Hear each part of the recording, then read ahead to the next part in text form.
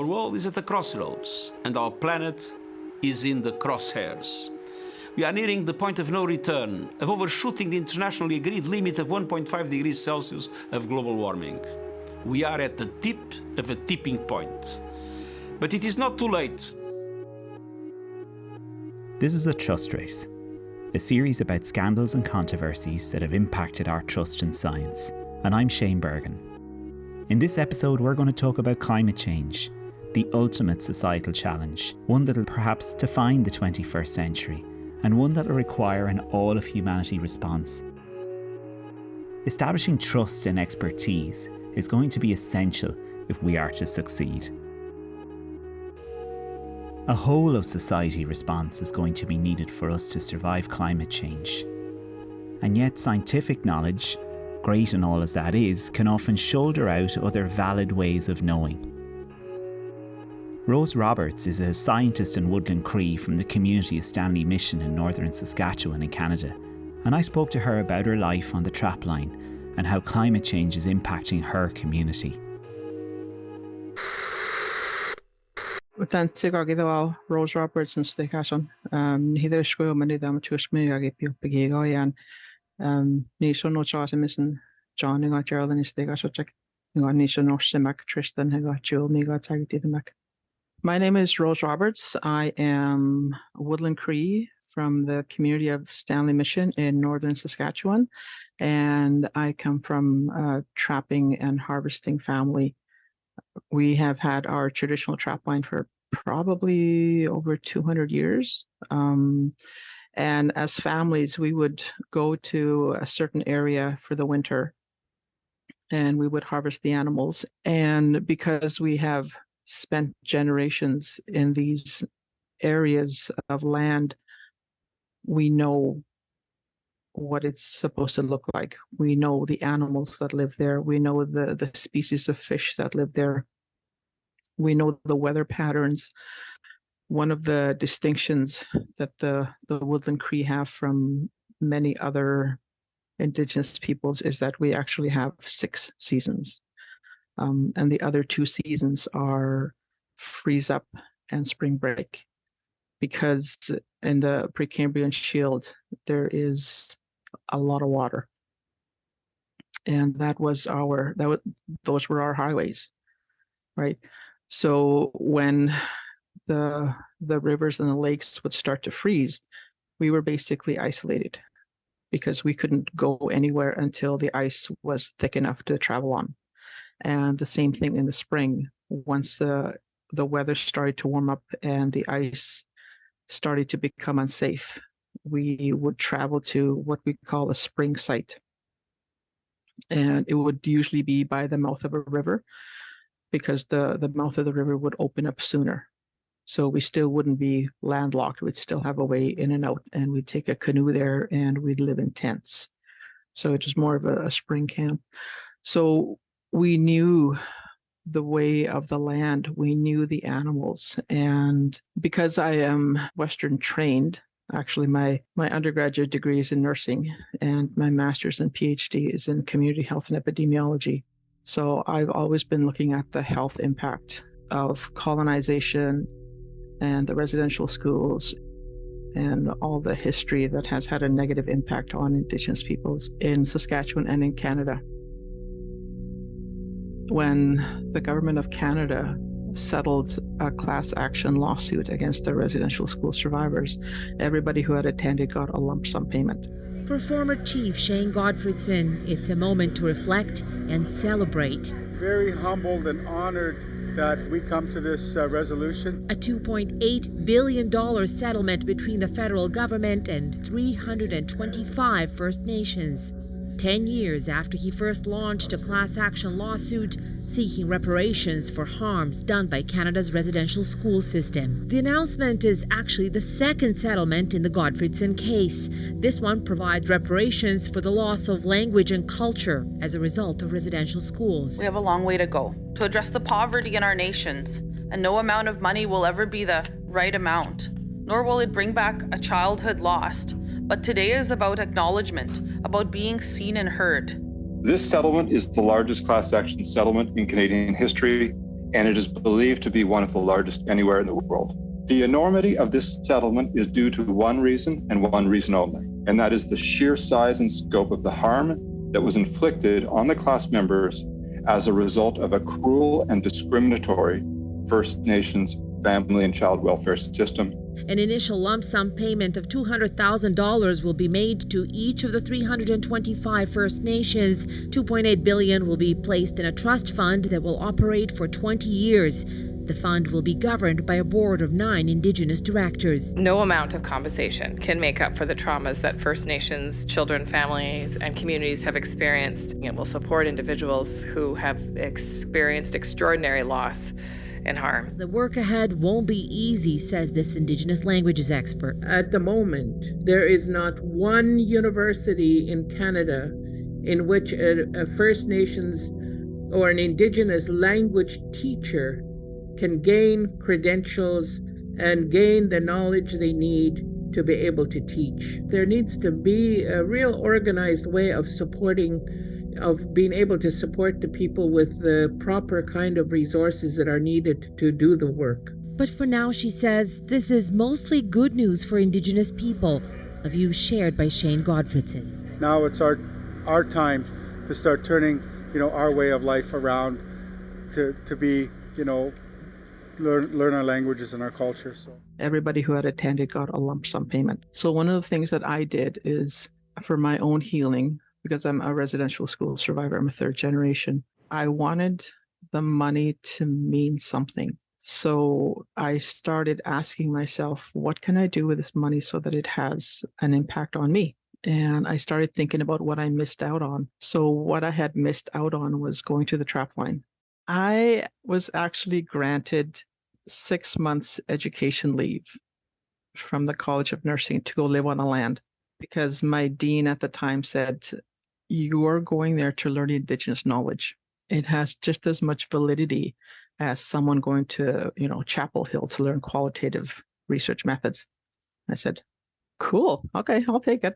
So I brought my mom with me and actually 2 nieces. So there was 4 of us that were there for like 10 weeks. And it was the first time that I had been there for that length of time.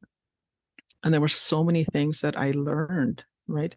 And so many common sense things, smack myself on the forehead because I should have known this. But what I really realized was that it is so important to connect to the land. And it was so healing for me. It brought me back to what it means to be a Nihidawishwill and just the lifestyle, because we were walking to check our traps, walking to check our snare lines. I think I lost like 30 pounds in that 10 weeks because of the amount of physical activity that's required just to survive, right? So I started going up there for freeze up, and I became a licensed trapper. I joke around that it's a good thing I have a PhD to fall back on because I'm a lousy trapper. But it provided me the opportunity to take 5 nieces and nephews with me over a period of probably 10 years, when they were anywhere from 9 to 18 was the age range. And I would take my mom with me because she would not let me go there without her. There was also a program at Stanley Mission, and my sister was a teacher there. It was a land-based program. And part of that program involved getting youth to go live with families that are still on the trap line. So that one year I had 2 other young women with me. So it was a really good experience for them. And, I call them my trapline chicks because we develop friendships and we develop lifelong appreciation and love for each other. So that has been my experience. And of course, with Mom being up there, she was the traditional knowledge keeper, and the stuff that she would teach us. And there was one freeze up that my brother Jim Joe came with us. And what I began to notice is that I may have a PhD in Western education, but he has the equivalent of a PhD on indigenous knowledge. And that one time that I really, really recognized that is that we were going across the lake, and it's a fairly wide lake and very deep. So once the wind picks up, you can get, 2 3 foot swells. And we had to cross the lake. And he was able to traverse across the lake, and I did not get one drop of water in my face. And it was like, oh my God, he can read the water, he can read the waves, right? He knows this land. And my brothers want to share the knowledge that they have with whoever's interested. Because indigenous knowledge is experiential and it's built up, right, year after year, generation after generation after generation, and the stories that are carried throughout. My mom would tell me stories as we would, be going here and there. It's like, oh, your dad killed a moose here, and this is where your dad fell through the ice. And she said, I was so lonely when I saw Jim Joe paddling away in a canoe because it was so misty and we couldn't see him. He just disappeared in the fog, right? So these kinds of memories, but also at the same time, it's traditional knowledge that she's passing along and beginning to notice how it's changing. And because I'm a scientist, I guess, or a recorder of things, I would start recording the day that the lake would freeze. And the day got later and later and later, right? And then what I'd read about in terms of climate change is that it tends to produce microclimates. And this is exactly what we were seeing. That one year it froze on November 7th. And then the following year it froze on November 24th. So there was no way to try and guess when it would freeze. And then the one year it froze very quickly overnight, and then it warmed up again, which made the ice unsafe. Because we have to snowmobile out. It's a very remote trap line. So we fly in by a bush plane, usually the Thanksgiving long weekend here in Canada, on the last plane that goes out, and then they take them off the water because the water gets too cold. And then we have to wait till the ice is at least 3 inches thick enough to hold the weight of a snowmobile. And then my brothers will come and retrieve us. So that one year, even though it froze quickly, it didn't get cold enough for it to be thick enough. So my mom was very worried because she knew my brothers would be coming. And I said, they know, right? My brothers aren't going to cut across the lake. They're going to go around the edge, right? And they're going to stop every once in a while to check the thickness of the ice. And if it's not going to hold them, they're going to turn back. But probably in the last, 10 years, I think it's been getting progressively worse, like the impacts. Last year, we just got dumped with so much snow, and there was so much slush, right? There was a friend from Stanley who went to go to his cabin, and he ended up hitting slush. And when I'm talking about deep slush, this is up to the knee level. And he tried to get his snowmobile out of the slush, and he couldn't. And, no matter how far you walk, he was still walking in slush. So he managed to make it to their cabin. And then it got back to Stanley that he hadn't come back. So they sent out a search party, and they did manage to find him in his cabin. But by then he was so chilled, he couldn't even make a fire. So it was a close call, and there were several incidences like that last winter.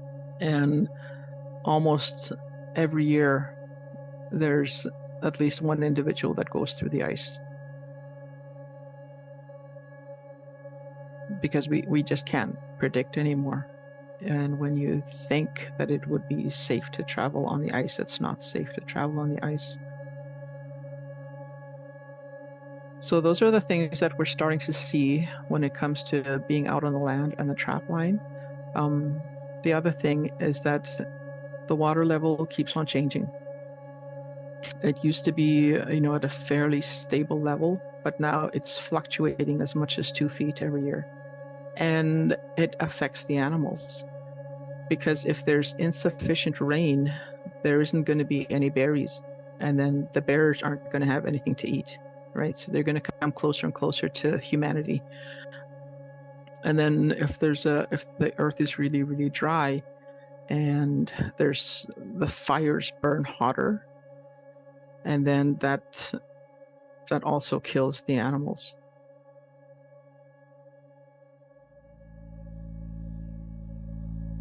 When I was growing up, and I'm 58 now, I don't remember a time when we had to be evacuated from our community because of forest fires. And now it's like almost a yearly event. And it's disruptive to the individuals because they don't know if they're going to come home to their home.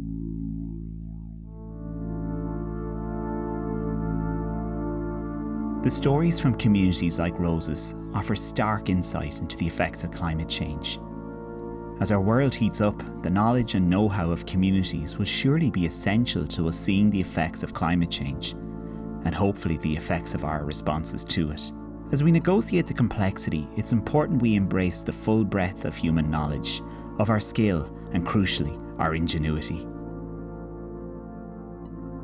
Hannah Daly is a professor in sustainable energy in University College Cork, and I spoke to her about climate change from her perspective as a researcher in the area. Taking a step back in the issue of climate change and understanding it and solving it takes a huge variety of different experts, and nobody is we don't have any undergraduate degree in climate change, because typically we address, education in disciplines. You've got a climatologist or a geographer, you've got an engineer, you've got a political scientist, a psychologist, you've got a process engineer, you've got, a planner. And in fact, all of these disciplines and viewpoints and kind of academic perspectives are actually necessary to both understand the problem and address and implement solutions. So this is one of the really big barriers to addressing climate change, is the complexity and the broad skills and range of expertise that are necessary. And energy, the field that I'm most focused on, is a component of that. So even within energy, you can simply frame the problem of addressing climate change in terms of a need for a technology transition. We need to move from these technologies and fuels like, fossil fuel cars and boilers for our homes and coal power plants into different technologies. And that might be the kind of engineer's perspective. But you also need to understand why these technologies are not being replaced. So a lot of the kind of solutions to climate change are actually more cost effective, even without thinking about the carbon emissions and the external cost of that. So to understand why maybe about 50% of the emissions savings that we need to take place are already possible with mature technologies that can bring wider societal benefits. So, an engineer, just, their perspective is simply, okay, there's the technology there, there's something is happening to prevent that. That's why we need also the perspective of the political economists and the psychologists and marketing experts and business people to understand what are the barriers to actually transforming mindsets, to transforming landscapes and laws and institutions and infrastructure that are the barriers to deploying those technologies. And of course, technology alone is not the solution. It also has to be about how we use energy and use it in a much kind of lower carbon way. So, and the various players that are involved in that so it's not just engineers, it has to be, and I mentioned a lot of these before. The state institutions, I think, are really key players. And it's, again, not just, let's say, the Sustainable Energy Authority of Ireland here in Ireland, which is the kind of the authority which gives grants and tracks statistics. It is the planning laws. Are they appropriate for building offshore wind, for solar panels? It is the energy and utility regulators. Can we license and get solar farms off the ground quickly enough? Do we have enough plumbers and electricians to retrofit houses? And do they have the right skills? Do they have the right information? And it's also about, I suppose, the public consciousness about, the urgency of this. And that's where the media plays a really, really strong role in explaining, I suppose, the urgency of climate change and what the solutions are. In terms of the impact climate change is having on us and our planet, where are we at right now? The IPCC reports, the Intergovernmental Panel on Climate Change, who are thousands of scientists who come up with synthesis reports about what the science is actually saying about the causes and the impacts and the solutions to climate change. And the really, really short, succinct answer there is it's happening, it's bad, it's us, and we can fix it. The climate time bomb is ticking.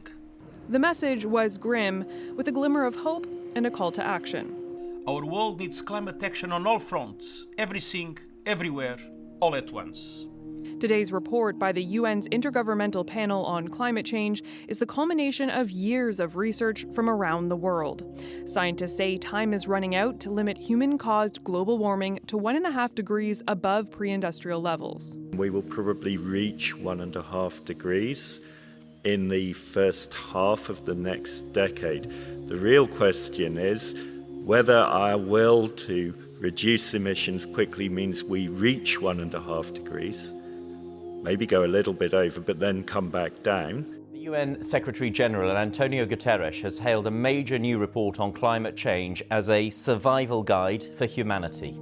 Climate scientists from the Intergovernmental Panel on Climate Change said that clean energy and technology can be exploited to avoid the growing climate disaster. But they also warned a key global temperature goal will probably be missed. They say the world is expected to warm above 1.5 degrees Celsius by the early 2030s. Secretary General Antonio Guterres has been speaking at the launch of the IPCC report and said everyone needs to work together quickly to achieve the climate change goals. The world's top climate scientists and representatives of countries have spent a week in Switzerland condensing 10,000 pages of academic research from the last 7 years into a 20-page warning for world leaders. It's a summary of all of their major reports featuring the science of climate change, current impacts of the climate crisis, and potential solutions. Some of the warnings include at least 3.3 billion people will be affected by global warming.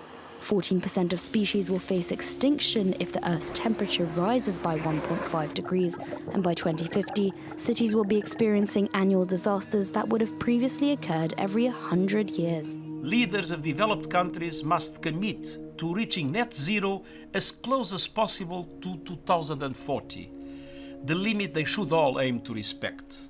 This can be done. Today's report outlines what it calls a survival guide for humanity. This report clearly emphasizes that we do have technology and know-how and tools to solve for the climate problems. Some of those tools are already being used. We've seen a revolution in batteries, both small for vehicles and large for storing power from solar and wind. There's been a huge burst of innovation across all sectors. The UN chief wants developed nations to accelerate that innovation, calling on leaders to commit to net zero greenhouse gas emissions as close to 2040 as possible. We are at the tip of a tipping point. But it is not too late. I count on the IPCC to do what you have always done, point the way to solutions, and show the urgent need to end global heating with cold, hard facts. So we know for sure the climate change is happening. It's caused by human activities. It's already causing kind of permanent damage to ecosystems, to livelihoods, and to it's the climate. It's not like it's something that every Earth system, economic system, social system relies upon, even though we don't kind of witness it. It's so fundamental to our kind of survival that we and our how things work that we don't appreciate it. It's like air that we breathe or something, and we're permanently altering it. So I mean, Homo sapiens evolved over the last number of tens of thousands of years at a time when the Earth's climate was very remarkably stable. And this post-glacial period where our civilizations evolved, it is at a time when the Earth's climate is very hospitable, not too hot, not too cold, perfect for human societies to flourish. And the concentration of CO2 in the atmosphere at about 280 parts per million was very constant. And the concentration of CO2 in the atmosphere, it's the main greenhouse gas. It's something like a thermostat knob in the corner of a room that controls the temperature of the room. And we've now turned that knob up. We've now increased the concentration of CO2 in the atmosphere to around 420 parts per million. That's an increase of about 50% since the pre-industrial age, since we started burning fossil fuels and clearing forests for agriculture. That is now kind of far beyond the level of carbon in the atmosphere that human societies have witnessed. It's the highest in millions of years. And the really scary thing about it is there's a big lag between the carbon in the atmosphere and all these impacts you're talking about. And the problem is that globally emissions have not yet peaked. And, they haven't come down, and it will only stop getting worse when CO2 emissions go to zero. So I think there's a misperception that, if we kind of start going on this sort of lowering trajectory, things will start to get better. But it's actually only when we get to zero emissions that it stops getting worse. So it's a huge amount for anyone to take, and I don't blame anyone for switching off and just trying to get on with their lives, because it is, you have to go through almost a process of grief and to really kind of take on board what's happening. So, it's difficult to be this kind of harbinger of doom, but that is really what the facts are saying. And unfortunately, we've known this for decades. This is not new science, but the kind of the lack of political and public engagement with this is quite astonishing, really. There is starting to be a lot more political engagement, but you still see, these issues being downplayed for ulterior motives, which is worrying.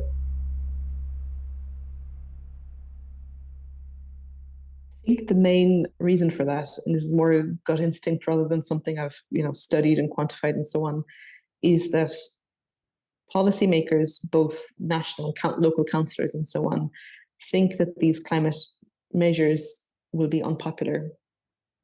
So there's a short-term election cycle, and they have to do things that are essentially that they think are popular. I hope that they're wrong, and that the public are further ahead than they are. I'm also concerned of becoming aware that the support or not for different climate measures is becoming part of a sort of a culture war. So are you one of those sort of urban greenie bike people who's taxing us and so on? Even if a particular measure like, local wind farms or a bike lane or putting solar panels in your schools or something, even if those will objectively bring lots of local benefits, they might align with the kind of non-climate agenda just because they don't want to align with, let's say, the green agenda, and that is very worrying. Because the thing that was very promising from the last 2 years in our Climate Act was that every political party in the Dáil voted for these carbon budgets that require very strict reductions in emissions. And when they object to the actual measures that are required to implement and to see those emissions reductions, they have to be called out. They have to be, or else they have to propose other measures which deliver the savings. But there's a whole other host of barriers as well. It's not just political. I mentioned already the various institutions that are the state institutions mainly that are required to regulate and to manage, our infrastructure, mainly in our laws and our kind of the processes that we do. There's huge inertia there. Fundamentally behind all this, the status quo is just very, very powerful. Moving that around even people's mindsets to see that what we're doing, people's day-to-day activities are what is really causing climate change. It's a very painful realization, and people want to think that it's China or it's this big companies or it's the farmers or something like that. It's not, it's everything. Carbon is so integral to everything that we do. It's very difficult to change those mindsets. But the status quos are also very powerful for institutions. We have inertia in the civil service, in our laws, in the ways that we plan and build things. And it's very slow and hard to turn that around without sort of revolution, some sort of big fast revolution. And there's also inertia because the fossil fuel industry is, is it a $2-3 trillion they made profit last year? How can you kind of tell this industry, which is one of the most powerful industries in the world, that you have to either transform or go extinct? It is, there's a huge amount of built infrastructure communications, influence, power built into those companies. And they've clearly exerted that by denying the existence of climate change or obfuscating the narratives and pointing to false solutions. In the future, how do you think we'll look back on this time?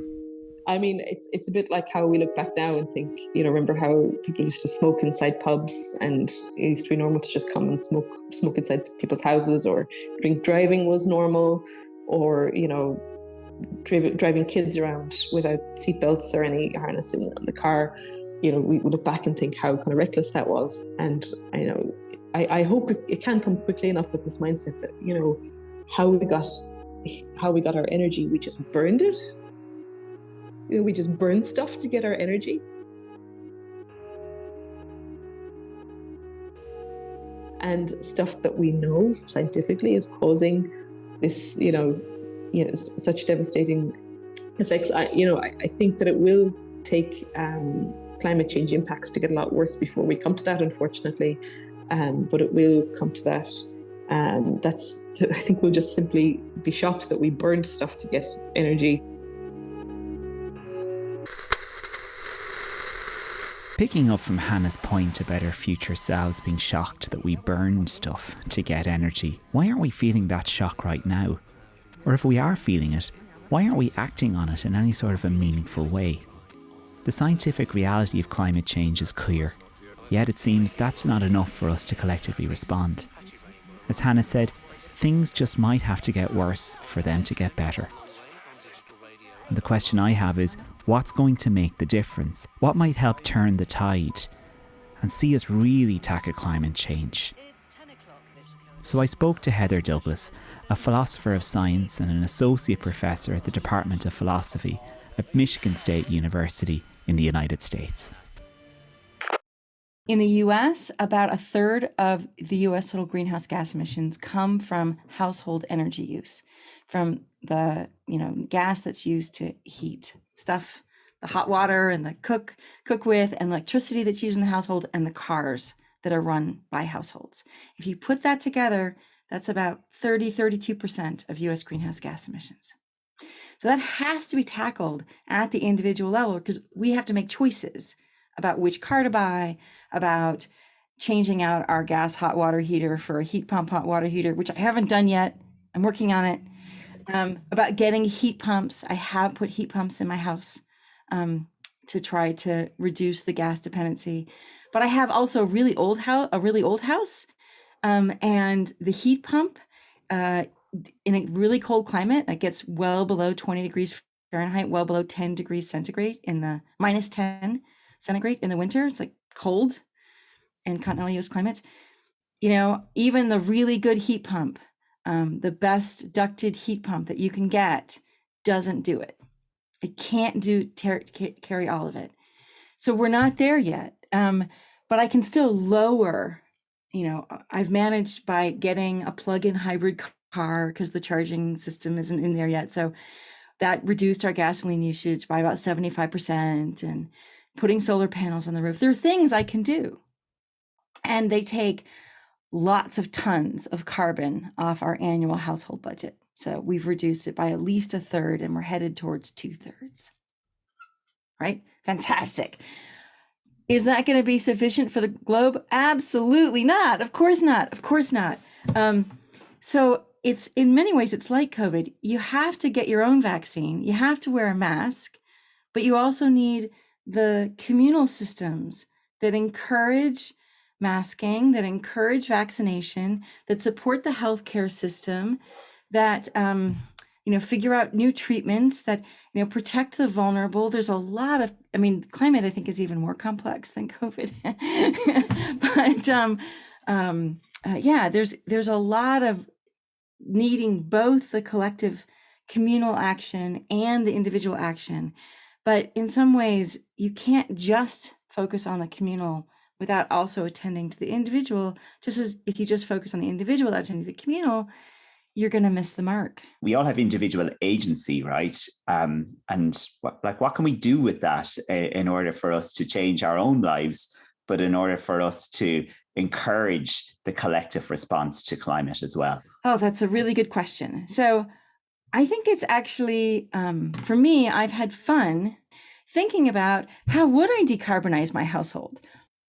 I think the other thing that needs attention is the local level of policy making.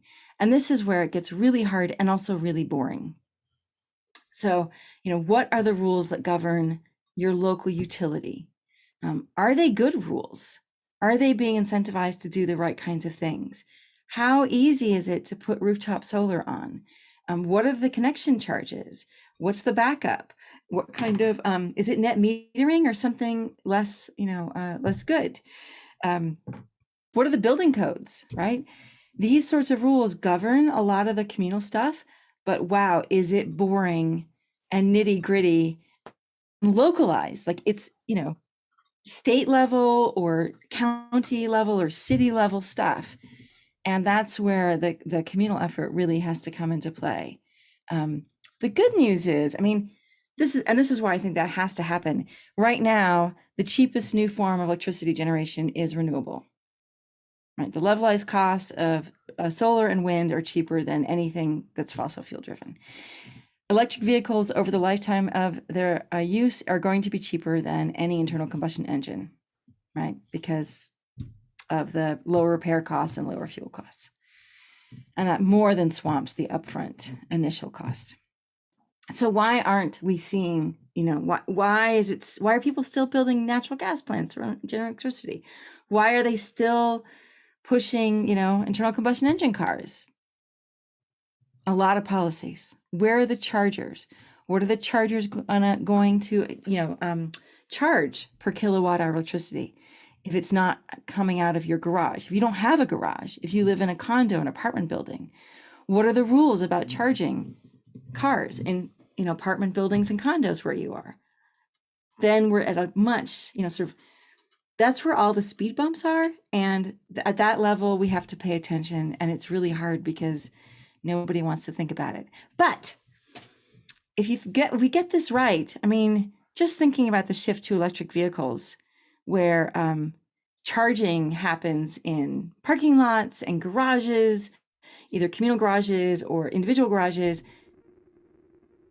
we have all these gas stations that we get to decommission. What are we going to do with that space? It's often in prime locations in cities. What gets to happen to that wonderful space? So there are real opportunities that might motivate us to actually pay attention to the details going forward. Climate change is complex, and so are the controversies and scandals therein. Our responses to climate change are setting us on course for a disaster. Policies excessively focus on people taking individual action as if that's going to solve the issue. Large polluters are unchallenged as they greenwash, deny basic scientific realities, and seed doubt around climate change and our need to respond. A recent London Science Museum sponsorship deal with a major oil firm included a gag clause.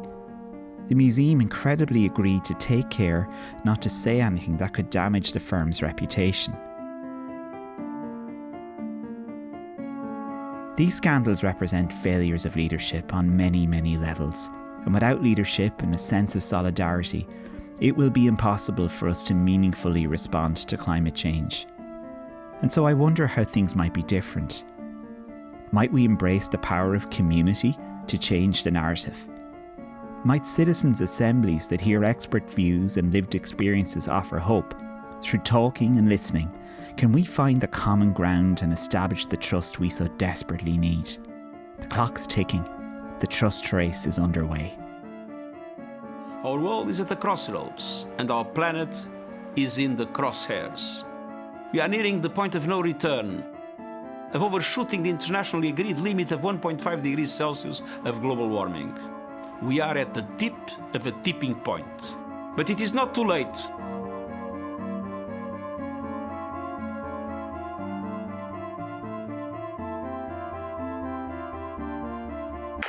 The Trust Race is supported by PERITIA, an EU-funded project investigating public trust and expertise. grant number 870883. This series is produced by Shaun and Maurice, and you can find me on Twitter at Shane D. Bergin.